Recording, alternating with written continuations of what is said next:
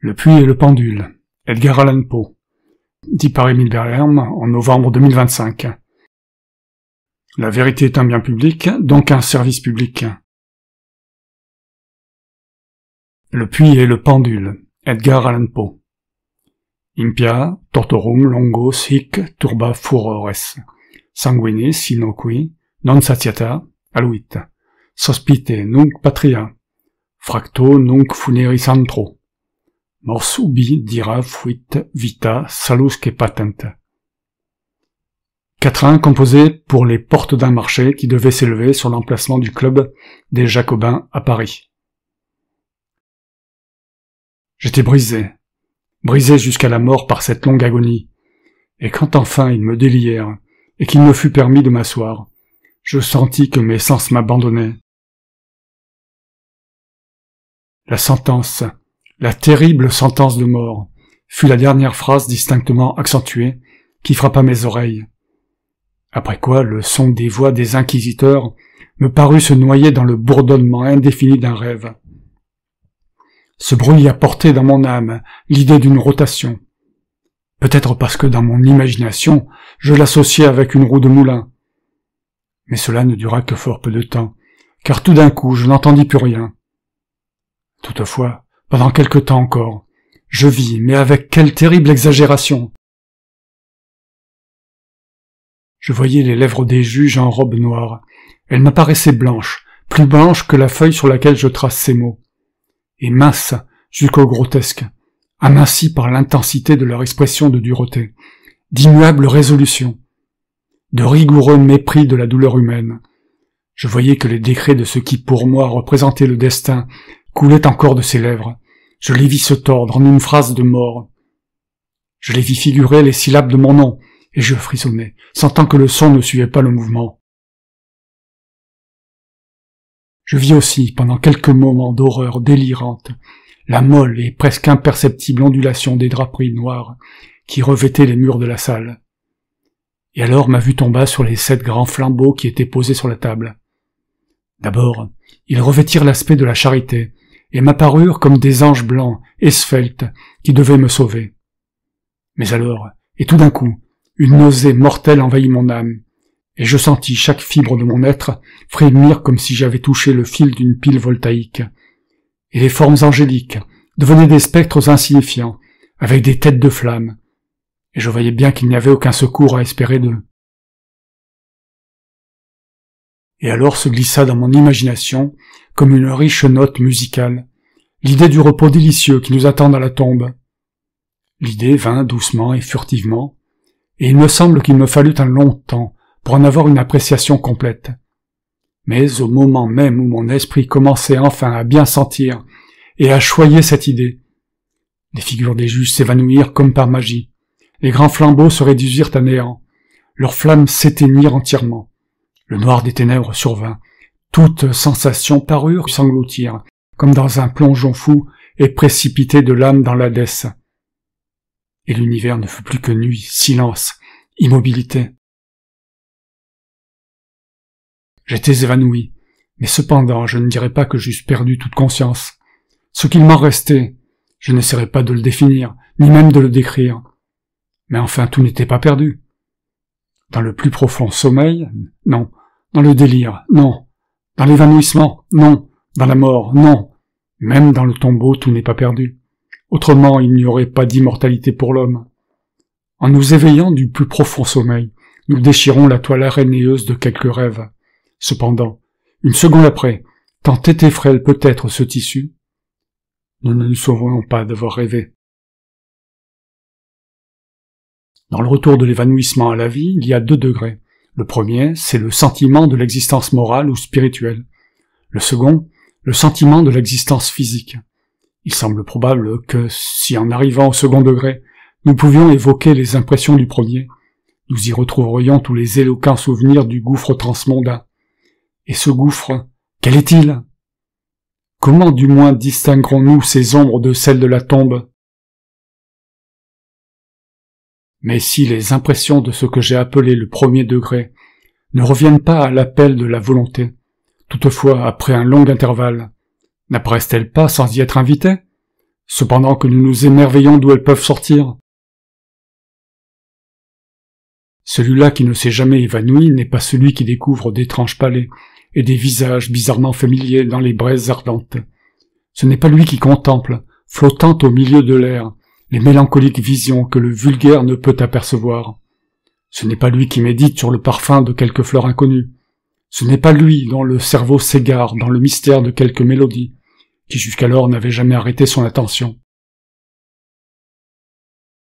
Au milieu de mes efforts répétés et intenses, de mon énergique application à ramasser quelques vestiges de cet état de néant apparent dans lequel avait glissé mon âme, il y a eu des moments où je rêvais que je réussissais. Il y a eu de courts instants, de très courts instants, où j'ai conjuré des souvenirs que ma raison lucide, dans une époque postérieure, m'a affirmé ne pouvoir se rapporter qu'à cet état où la conscience paraît annihilée. Ces ombres de souvenirs me présentent, très indistinctement, de grandes figures qui m'enlevaient et silencieusement me transportaient en bas, et encore en bas, toujours plus bas, jusqu'au moment où un vertige horrible m'oppressa à la simple idée de l'infini dans la descente. Elle me rappelle aussi je ne sais quelle vague horreur que j'éprouvais au cœur, en raison même du calme surnaturel de ce cœur. Puis vient le sentiment d'une immobilité soudaine dans tous les êtres environnants, comme si ceux qui me portaient, un cortège de spectres, avaient dépassé dans leur descente les limites de l'illimité et s'étaient arrêtés, vaincus par l'infini ennui de leur besogne. Ensuite mon âme retrouve une sensation de fadeur et d'humidité. Et puis tout n'est plus que folie. La folie d'une mémoire qui s'agite dans l'abominable. Très soudainement, revinrent dans mon âme son et mouvement, le mouvement tumultueux du cœur, et dans mes oreilles le bruit de ses battements. Puis une pause dans laquelle tout disparaît. Puis de nouveau le son, le mouvement et le toucher, comme une sensation vibrante pénétrant mon être. Puis la simple conscience de mon existence, sans pensée. Situation qui dura longtemps. Puis, très soudainement, la pensée et une terreur frissonnante, et un ardent effort de comprendre au vrai mon état. Puis un vif désir de retomber dans l'insensibilité, puis brusque renaissance de l'âme, et tentative réussie de mouvement. Et alors le souvenir complet du procès, des draperies noires, de la sentence, de ma faiblesse, de mon évanouissement. Quant à tout ce qui suivit, l'oubli le plus complet. Ce n'est que plus tard et par l'application la plus énergique que je suis parvenu à me le rappeler vaguement. Jusque-là, je n'avais pas ouvert les yeux. Je sentais que j'étais couché sur le dos et sans lien. J'étendis ma main, et elle tomba lourdement sur quelque chose d'humide et dur. Je la laissai reposer ainsi pendant quelques minutes, m'évertuant à deviner où je pouvais être, et ce que j'étais devenu. J'étais impatient de me servir de mes yeux, mais je n'osais pas. Je redoutais le premier coup d'œil sur les objets environnants. Ce n'était pas que je craignisse de regarder des choses horribles, mais j'étais épouvanté de l'idée de ne rien voir. À la longue, avec une folle angoisse de cœur, j'ouvris vivement les yeux. Mon affreuse pensée se trouvait donc confirmée. La noirceur de l'éternelle nuit m'enveloppait. Je fis un effort pour respirer.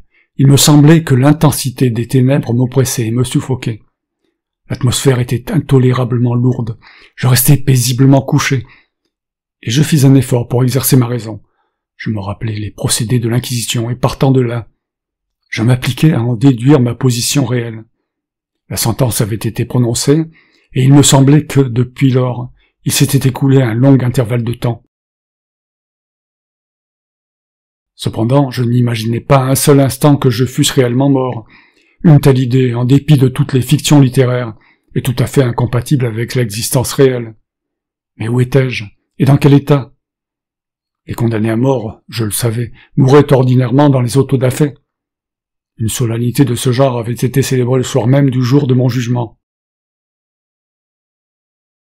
Avais-je été réintégré dans mon cachot pour y attendre le prochain sacrifice, qui ne devait avoir lieu que dans quelques mois? Je vis tout d'abord que cela ne pouvait pas être. Le contingent des victimes avait été mis immédiatement en réquisition. De plus, mon premier cachot, comme toutes les cellules des condamnés à Tolède, était pavé de pierres, et la lumière n'en était pas tout à fait exclue. Tout à coup, une idée terrible chassa le sang par torrent vers mon cœur, et pendant quelques instants, je retombais de nouveau dans mon insensibilité. En revenant à moi, je me dressai d'un seul coup sur mes pieds, tremblant convulsivement dans chaque fibre. J'étendis follement mes bras au-dessus et autour de moi, dans tous les sens. Je ne sentais rien. Cependant, je tremblais de faire un pas. J'avais peur de me heurter contre les murs de ma tombe. La sueur jaillissait de tous mes pores et s'arrêtait en grosses gouttes froides sur mon front. L'agonie de l'incertitude devint à la longue intolérable, et je m'avançai avec précaution, étendant les bras et dardant mes yeux hors de leurs orbites, dans l'espérance de surprendre quelques faibles rayons de lumière. Je fis plusieurs pas, mais tout était noir et vide. Je respirais plus librement. Enfin, il me parut évident que la plus affreuse des destinées n'était pas celle qu'on m'avait réservée. Et alors, comme je continuais à m'avancer avec précaution, 1000 vagues rumeurs qui couraient sur ces horreurs de Tolède vinrent se presser pêle-mêle dans ma mémoire. Ils se racontaient sur ces cachots d'étranges choses. Je les avais toujours considérées comme des fables, mais cependant si étranges et si effrayantes qu'on ne les pouvait répéter qu'à voix basse. Devais-je mourir de faim dans ce monde souterrain de ténèbres, ou quelle destinée, plus terrible encore peut-être, m'attendait? Que le résultat fût la mort, et une mort d'une amertume choisie. Je connaissais trop bien le caractère de mes juges pour en douter. Le mode et l'heure étaient tout ce qui m'occupait et me tourmentait. Mes mains étendues rencontrèrent à la longue un obstacle solide. C'était un mur, qui semblait construit en pierre, très lisse, humide et froid. Je le suivis de près, marchant avec la soigneuse méfiance que m'avaient inspiré certaines anciennes histoires. Cette opération, néanmoins, ne me donnait aucun moyen de vérifier la dimension de mon cachot, car je pouvais en faire le tour et revenir au point d'où j'étais parti sans m'en apercevoir, tant le mur semblait parfaitement uniforme. C'est pourquoi je cherchais le couteau que j'avais dans ma poche quand on m'avait conduit au tribunal, mais il avait disparu, mes vêtements ayant été changés contre une robe de serge grossière.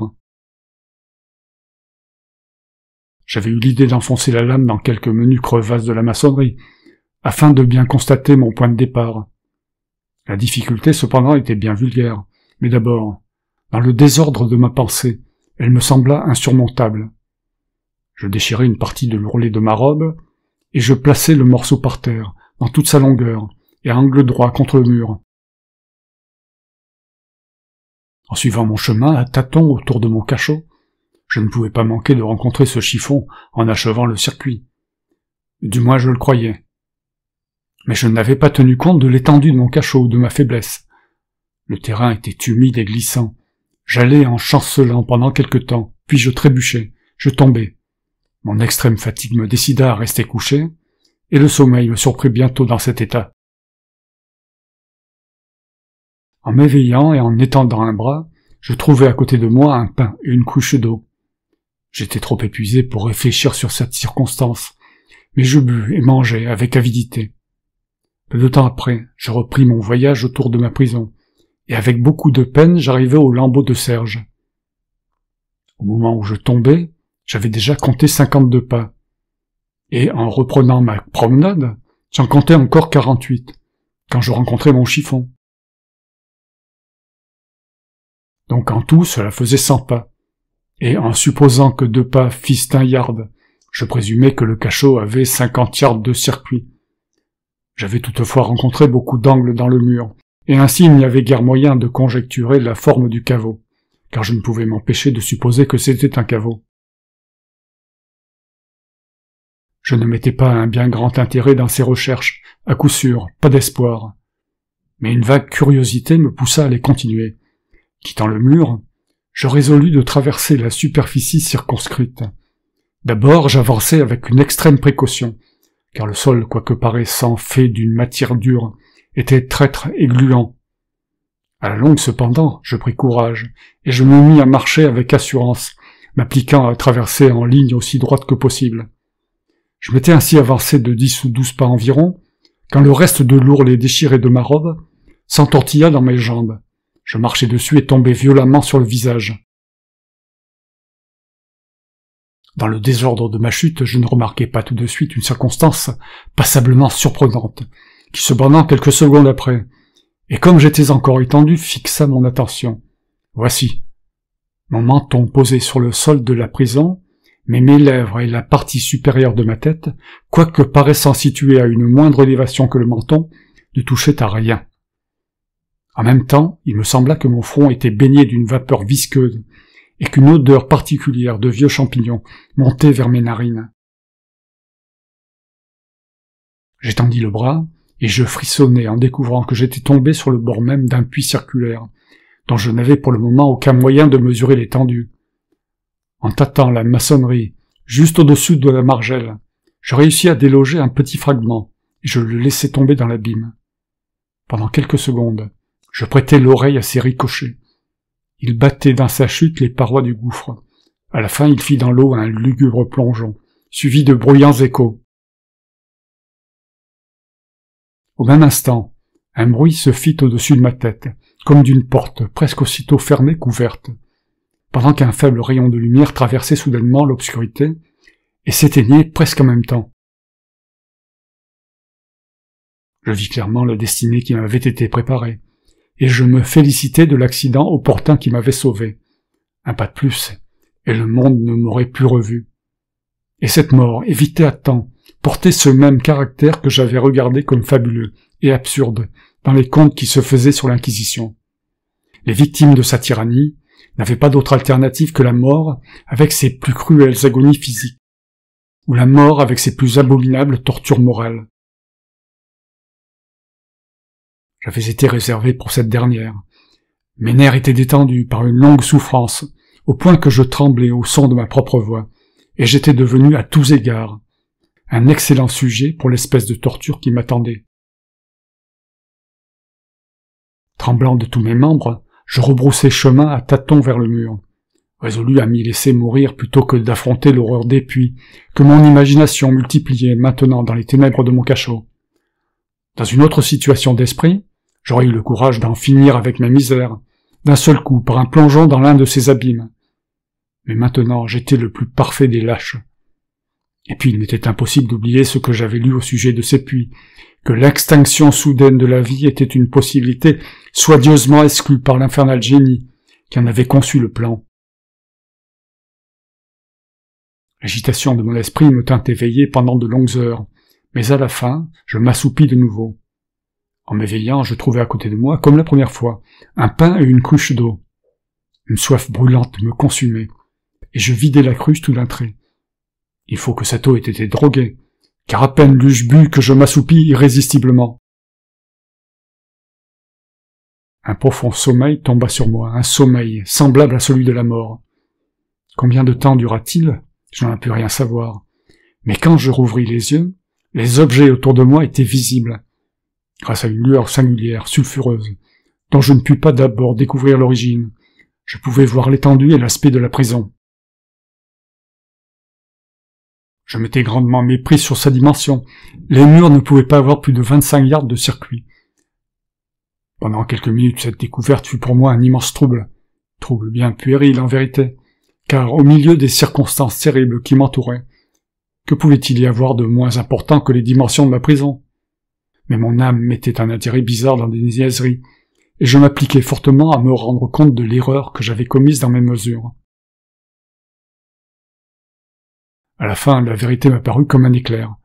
Dans ma première tentative d'exploration, j'avais compté 52 pas, jusqu'au moment où je tombais. Je devais être alors à un pas ou deux du morceau de serge. Dans le fait, j'avais presque accompli le circuit du caveau. Je m'endormis alors, et en m'éveillant, il faut que je sois retourné sur mes pas, créant ainsi un circuit presque double du circuit réel. La confusion de mon cerveau m'avait empêché de remarquer que j'avais commencé mon tour avec le mur à ma gauche, et que je finissais avec le mur à ma droite. Je m'étais aussi trompé relativement à la forme de l'enceinte.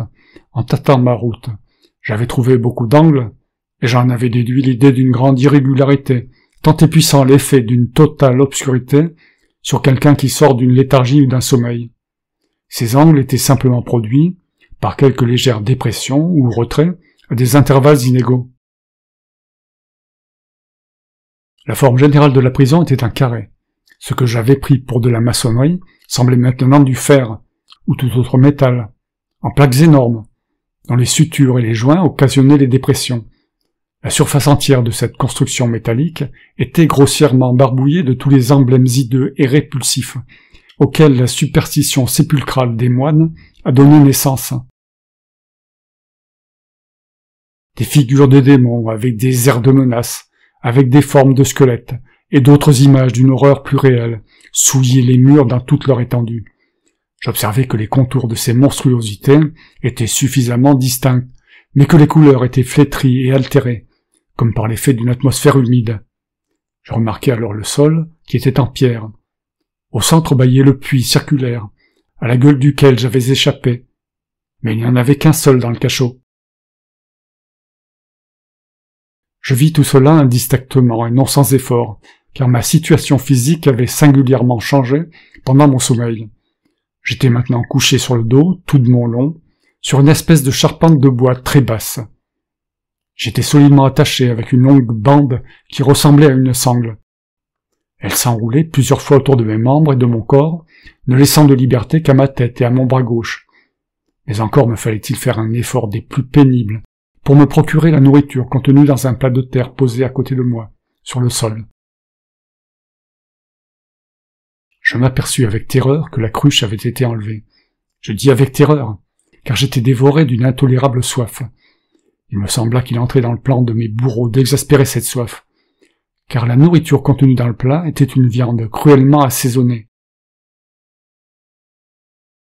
Je levai les yeux, et j'examinai le plafond de la prison. Il était à une hauteur de 30 ou 40 pieds, et par sa construction, il ressemblait beaucoup aux murs latéraux. Dans un de ces panneaux, une figure des plus singulières fixa toute mon attention.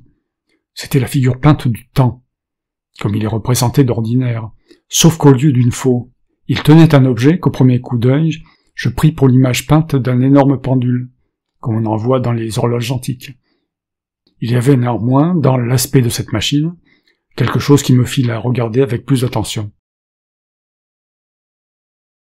Comme je l'observais directement, les yeux en l'air, car elle était placée juste au-dessus de moi, je crus la voir remuer. Un instant après, mon idée fut confirmée. Son balancement était court, et naturellement très lent. Je l'épiai pendant quelques minutes, non sans une certaine défiance, mais surtout avec étonnement. Fatigué à la longue de surveiller son mouvement fastidieux, je tournai mes yeux vers les autres objets de la cellule. Un léger bruit attira mon attention, et regardant le sol, je vis quelques rats énormes qui le traversaient. Ils étaient sortis par le puits que je pouvais apercevoir à ma droite. Au même instant, comme je les regardais, ils montèrent par troupes en toute hâte, avec des yeux voraces, affriandés par le fumet de la viande. Il me fallait beaucoup d'efforts et d'attention pour les en écarter. Il pouvait bien s'être écoulé une demi-heure, peut-être même une heure, car je ne pouvais mesurer le temps que très imparfaitement. Quand je levai de nouveau les yeux au-dessus de moi, ce que je vis alors me confondit et me stupéfia. Le parcours du pendule s'était accru presque d'un yard. Sa vélocité, conséquence naturelle, était aussi beaucoup plus grande. Mais ce qui me troubla principalement fut l'idée qu'il était visiblement descendu. J'observai alors, avec quel effroi, il est inutile de le dire, que son extrémité inférieure était formée d'un croissant d'acier étincelant, ayant environ 1 pied de long d'une corne à l'autre. Les cornes dirigées en haut, et le tranchant inférieur évidemment effilé comme celui d'un rasoir. Comme un rasoir aussi, il paraissait lourd et massif, s'épanouissant à partir du fil, en une forme large et solide. Il était ajusté à une lourde verge de cuivre, et le tout sifflait en se balançant à travers l'espace. Je ne pouvais pas douter plus longtemps au sort qui m'avait été préparé par l'atroce ingéniosité monacale. Ma découverte du puits était devinée par les agents de l'Inquisition. Le puits dont les horreurs avaient été réservées à un hérétique aussi téméraire que moi. Le puits, figure de l'enfer, est considéré par l'opinion comme l'ultima thule de tout leur châtiment. J'avais évité le plongeon par le plus fortuit des accidents, et je savais que l'art de faire du supplice un piège et une surprise formait une branche importante de tout ce fantastique système d'exécution secrète. Or, ayant manqué ma chute dans l'abîme, Il n'entrait pas dans le plan démoniaque de m'y précipiter. J'étais donc voué, et cette fois sans alternative possible, à une destruction différente et plus douce. Plus douce? J'ai presque souri dans mon agonie en pensant à la singulière application que je faisais d'un pareil mot. Que sert-il de raconter les longues heures d'horreur plus que mortelles, durant lesquelles je comptais les oscillations vibrantes de l'acier. Pouce par pouce, ligne par ligne, il opérait une descente graduée, et seulement appréciable à des intervalles qui me paraissaient des siècles. Et toujours il descendait, toujours plus bas, toujours plus bas. Il s'écoula des jours. Il se peut que plusieurs jours se soient écoulés, avant qu'il vînt se balancer assez près de moi, pour m'éventer avec son souffle âcre. L'odeur de l'acier aiguisé s'introduisait dans mes narines. Je priais le ciel. Je le fatiguais de ma prière, de faire descendre l'acier plus rapidement. Je devins fou, frénétique, et je m'efforçais de me soulever, d'aller à la rencontre de ces terribles cimetères mouvants. Et puis soudainement, je tombai dans un grand calme, et je restai étendu, souriant à cette mort étincelante, comme un enfant à quelque précieux joujou. Il se fit un nouvel intervalle de parfaite insensibilité, intervalle très court, car en revenant à la vie, je ne trouvais pas que le pendule fût descendu d'une quantité appréciable. Cependant, il se pourrait bien que ce temps eût été long, car je savais qu'il y avait des démons qui avaient pris note de mon évanouissement, et qui pouvaient arrêter la vibration à leur gré. En revenant à moi, j'éprouvais un malaise et une faiblesse, inexprimables, comme par suite d'une longue inanition. Même au milieu des angoisses présentes, la nature humaine implorait sa nourriture. Avec un effort pénible, j'étendis mon bras gauche aussi loin que mes liens me le permettaient, et je m'emparai d'un petit reste que les rats avaient bien voulu me laisser. Comme j'en portais une partie à mes lèvres, une pensée informe de joie, d'espérance, traversa mon esprit. Cependant, qu'y avait-il de commun entre moi et l'espérance? C'était, dis-je, une pensée informe. L'homme en a souvent de semblables qui ne sont jamais complétés. Je sentis que c'était une pensée de joie, d'espérance, mais je sentis aussi qu'elle était morte en naissant. Vainement, je m'efforçais de la parfaire, de la rattraper. Ma longue souffrance avait presque annihilé les facultés ordinaires de mon esprit. J'étais un imbécile, un idiot. La vibration du pendule avait lieu dans un plan faisant angle droit avec ma longueur. Je vis que le croissant avait été disposé pour traverser la région du cœur. Il éraillerait la serge de ma robe, puis il reviendrait et répéterait son opération, encore et encore. Malgré l'effroyable dimension de la courbe parcourue, quelque chose comme 30 pieds, peut-être plus, et la sifflante énergie de sa descente, qui aurait suffi pour couper même ces murailles de fer. En somme, tout ce qu'il pouvait faire, pour quelques minutes, c'était dérailler ma robe. Et sur cette pensée, je fis une pause. Je n'osais pas aller plus loin que cette réflexion. Je m'appesantis là-dessus avec une attention opiniâtre, comme si, par cette insistance, je pouvais arrêter là, la descente de l'acier. Je m'appliquai à méditer sur le son que produirait le croissant en passant à travers mon vêtement, sur la sensation particulière et pénétrante que le frottement de la toile produit sur les nerfs. Je méditai sur toutes ces futilités, jusqu'à ce que mes dents fussent agacées. Plus bas encore. Il glissait toujours plus bas. Je prenais un plaisir frénétique à comparer sa vitesse de haut en bas avec sa vitesse latérale, à droite, à gauche, et puis il fuyait loin, et puis il revenait, avec le glapissement d'un esprit damné, jusqu'à mon cœur, avec l'allure furtive du tigre. Je riais et je hurlais alternativement, selon que l'une ou l'autre idée prenait le dessus. Plus bas, invariablement, impitoyablement plus bas, il vibrait à 3 pouces de ma poitrine. Je m'efforçais violemment, furieusement, de délivrer mon bras gauche. Il était libre seulement depuis le coude jusqu'à la main. Je pouvais faire jouer ma main, depuis le plat situé à côté de moi, jusqu'à ma bouche, avec un grand effort, et rien de plus. Si j'avais pu briser les ligatures au-dessus du coude, j'aurais saisi le pendule, et j'aurais essayé de l'arrêter. J'aurais aussi bien essayé d'arrêter une avalanche. Toujours plus bas, incessamment, inévitablement plus bas. Je respirais douloureusement et je m'agitais à chaque vibration. Je me rapetissais convulsivement à chaque balancement.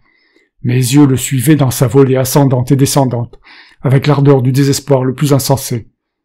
Il se refermait spasmodiquement, au moment de la descente, quoique la mort eût été un soulagement. Oh, quel indicible soulagement! Et cependant je tremblais dans tous mes nerfs, quand je pensais qu'il suffirait que la machine descendît d'un cran pour précipiter sur ma poitrine cette hache aiguisée et étincelante. C'était l'espérance qui faisait ainsi trembler mes nerfs, et tout mon être se repliait. C'était l'espérance qui triomphe même sur le chevalet, qui chuchote à l'oreille des condamnés à mort, même dans les cachots de l'Inquisition. Je vis que 10 ou 12 vibrations environ mettraient l'acier en contact immédiat avec mon vêtement, et avec cette observation entra dans mon esprit le calme aigu et condensé du désespoir. Pour la première fois depuis bien des heures, depuis bien des jours peut-être, je pensais. Il me vint à l'esprit que le bandage ou sangle qui m'enveloppait était d'un seul morceau. J'étais attaché par un lien continu. La première morsure du rasoir, du croissant dans une partie quelconque de la sangle, devait la détacher suffisamment pour permettre à ma main gauche de la dérouler tout autour de moi. Mais combien devenait terrible dans ce cas la proximité de l'acier? Et le résultat de la plus légère secousse, mortelle? Était-il vraisemblable, d'ailleurs, que les mignons du bourreau n'eussent pas prévu et paré cette possibilité? Était-il probable que le bandage traversât ma poitrine dans le parcours du pendule? Tremblant de me voir frustré de ma faible espérance, vraisemblablement ma dernière, je haussai suffisamment ma tête pour voir distinctement ma poitrine. La sangle enveloppait étroitement mes membres et mon corps dans tous les sens, excepté dans le chemin du croissant homicide.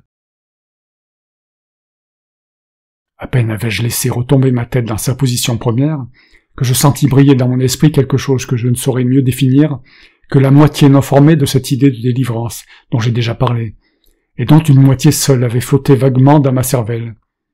Lorsque je portais la nourriture à mes lèvres brûlantes, l'idée tout entière était maintenant présente, faible, à peine viable, à peine définie, mais enfin complète. Je me mis immédiatement, avec l'énergie du désespoir, à en tenter l'exécution. Depuis plusieurs heures, le voisinage immédiat du châssis sur lequel j'étais couché fourmillait littéralement de rats. Ils étaient tumultueux, hardis, voraces. Leurs yeux rouges dardaient sur moi, comme s'ils n'attendaient que mon immobilité pour faire de moi leur proie. À quelle nourriture, pensais-je, ont-ils été accoutumés dans ce puits? Excepté un petit reste, ils avaient dévoré, en dépit de tous mes efforts pour les en empêcher, le contenu du plat. Ma main avait contracté une habitude de va-et-vient, de balancement vers le plat, et à la longue, l'uniformité machinale du mouvement lui avait enlevé toute son efficacité. Dans sa voracité, cette vermine fixait souvent ses dents aiguës dans mes doigts. Avec les miettes de la viande huileuse et épicée qui restaient encore, je frottais fortement le bandage partout où je pus l'atteindre, puis retirant ma main du sol, je restai immobile et sans respirer. D'abord les voraces animaux furent saisis et effrayés du changement, de la cessation du mouvement. Ils prirent l'alarme et tournèrent le dos. Plusieurs regagnèrent le puits, mais cela ne dura qu'un moment. Je n'avais pas compté en vain sur leur gloutonnerie. Observant que je restais sans mouvement, un ou deux des plus hardis grimpèrent sur le châssis et flairèrent la sangle. Cela me parut le signal d'une invasion générale. Des troupes fraîches se précipitèrent hors du puits. Ils s'accrochèrent au bois, ils l'escaladèrent et sautèrent par centaines sur mon corps. Le mouvement régulier du pendule ne les troublait pas le moins du monde. Ils évitaient son passage et travaillaient activement sur le bandage huilé. Ils se pressaient, ils me fourmillaient, et s'amoncelaient incessamment sur moi. Ils se tortillaient sur ma gorge. Leurs lèvres froides cherchaient les miennes. J'étais à moitié suffoqué par leur poids multiplié. Un dégoût qui n'a pas de nom dans le monde soulevait ma poitrine et glaçait mon cœur comme un pesant vomissement. Encore une minute, et je sentais que l'horrible opération serait finie. Je sentais positivement le relâchement du bandage. Je savais qu'il devait être déjà coupé en plus d'un endroit. Avec une résolution surhumaine, je restai immobile. Je ne m'étais pas trompé dans mes calculs, je n'avais pas souffert en vain. À la longue, je sentis que j'étais libre.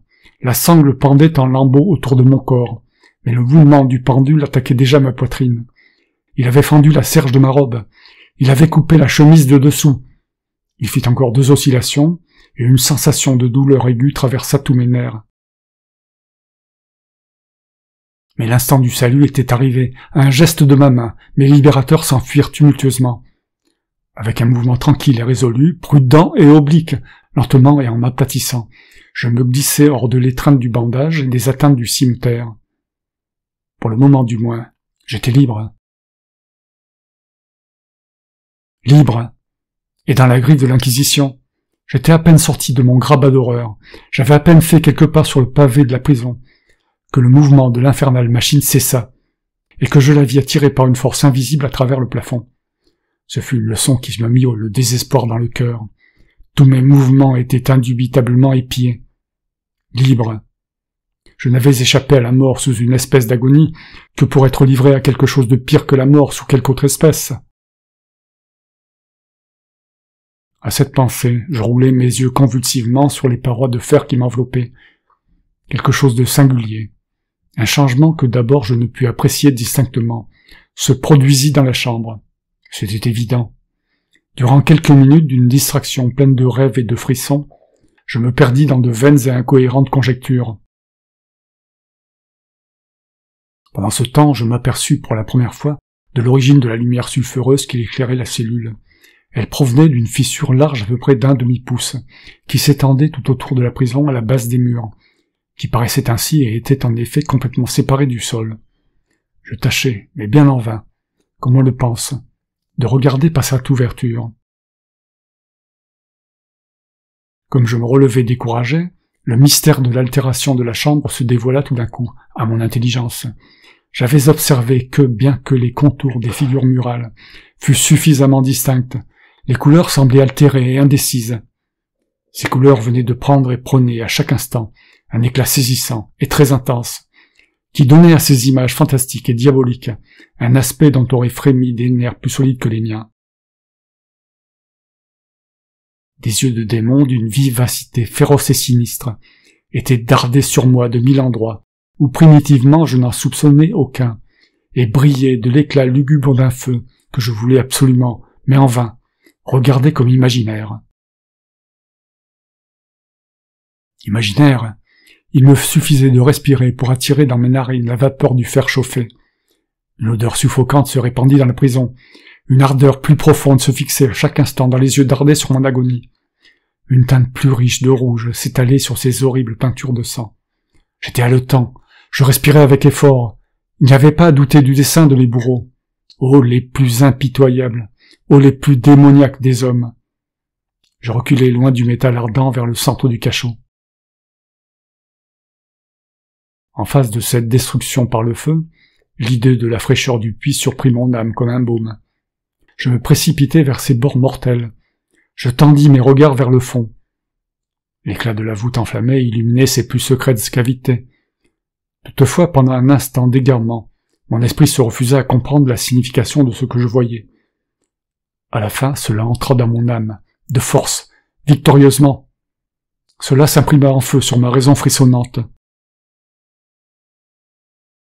Oh, une voix pour parler. Oh, horreur! Oh, toutes les horreurs, excepté celle-là!